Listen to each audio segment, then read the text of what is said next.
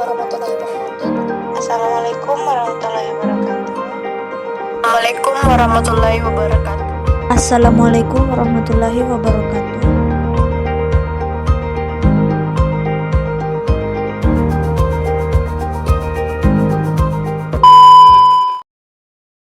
Ralat teman-teman. Kelompok 5.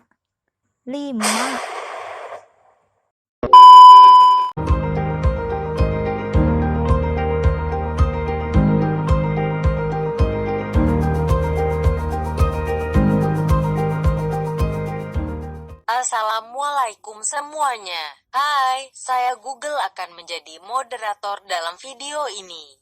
Mari simak yuk. Berikut mind mapping periodisasi perkembangan arsitektur modern Indonesia.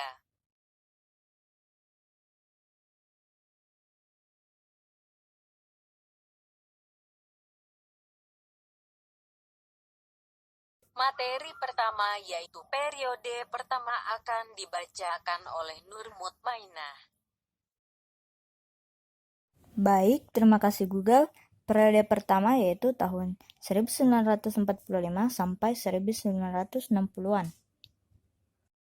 Fokus arsitektur pada periode pertama ini yaitu arsitektur modernis rasional dengan adaptasi terhadap iklim tropis lembab oleh arsitek muda lulusan Belanda dan Jerman.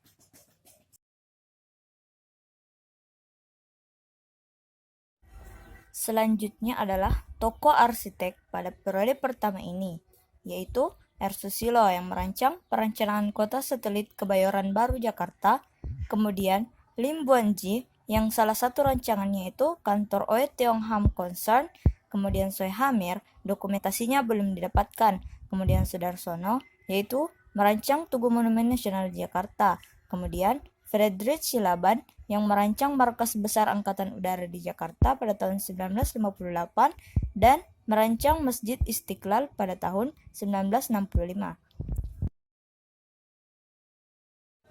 Seperti pada gambar yang tercantum, yaitu salah satu karya Lim Buanji, villa di Jalan Tumpang yang merupakan milik keluarga Tiongkok yang tinggal di Indonesia, yang pada unsur bangunannya dimasukkan unsur tropis, barat, dan unsur Cina ke dalam rancangan bangunan tersebut.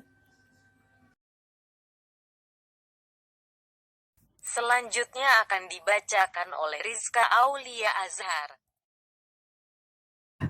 Periode kedua terjadi pada tahun 1960-an sampai 1970-an.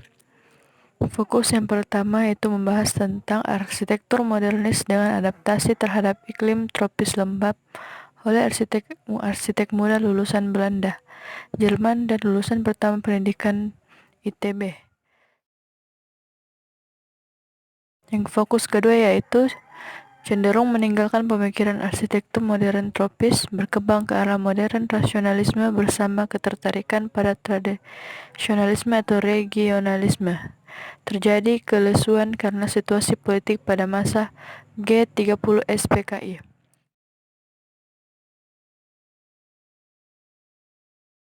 Contohnya yaitu arsitek Insinyur Soekarno dalam proyeknya perencanaan tata kota Jakarta sebagai proyek mercusuar Indonesia.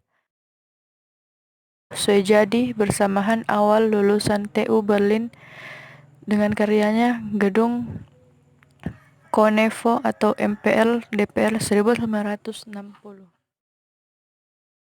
Materi selanjutnya akan dibawakan oleh Nur Alia Utari.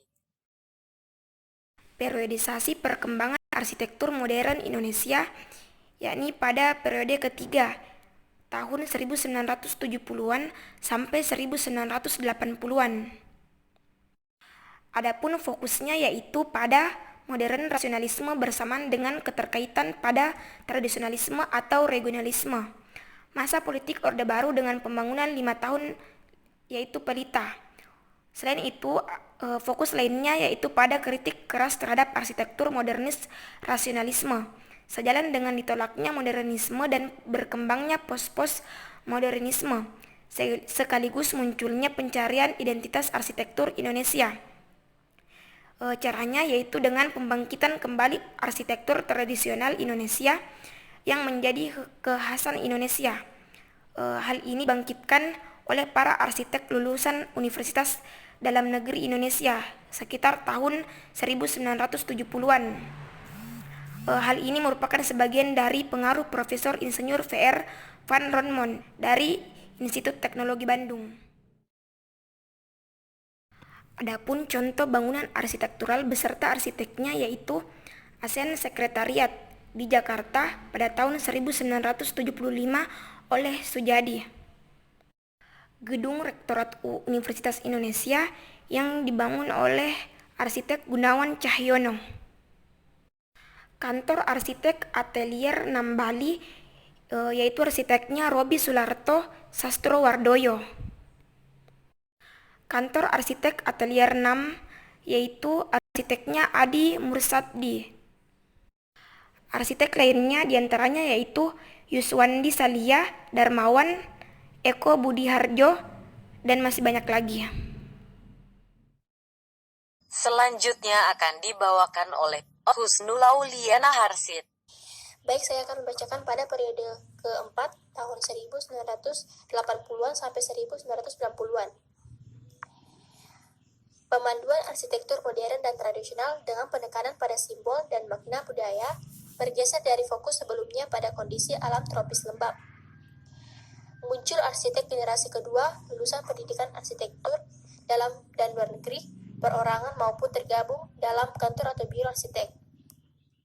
Catatan fokus, arsitektur tradisional Indonesia menjadi fokus utama sebagai sumber penggalian kekhasan untuk pendekatan arsitektur beridentitas lokal melalui konsep-konsep antara lain, yaitu regionalisme, non-vernakularisme, dan konsep lainnya yang memuat lokalitas.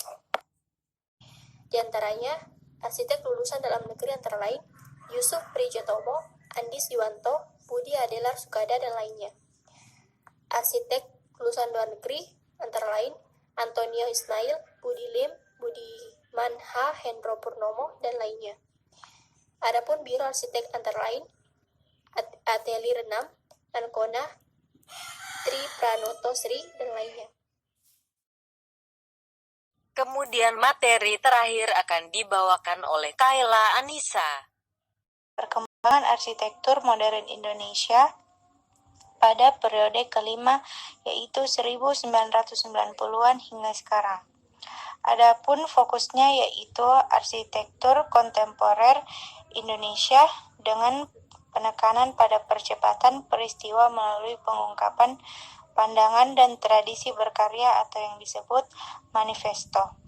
Para arsitek muda yang tergabung dalam Arsitek Muda Indonesia atau yang disebut AMI, yaitu peningkatan profesionalisme, penjelajahan desain, dan kejujuran berekspresi. Adapun contohnya yaitu Ridwan Kamil, yaitu Masjid 99 Kubah di Makassar. Yang kedua, Yusing atau Kantor Arsitek Akonoma, yaitu Menara Pinisi UNM di Makassar. Yang ketiga, Budiman H. Soni Sutanto di Hendrasto atau Biro Arsitek DCM, yaitu Tugu.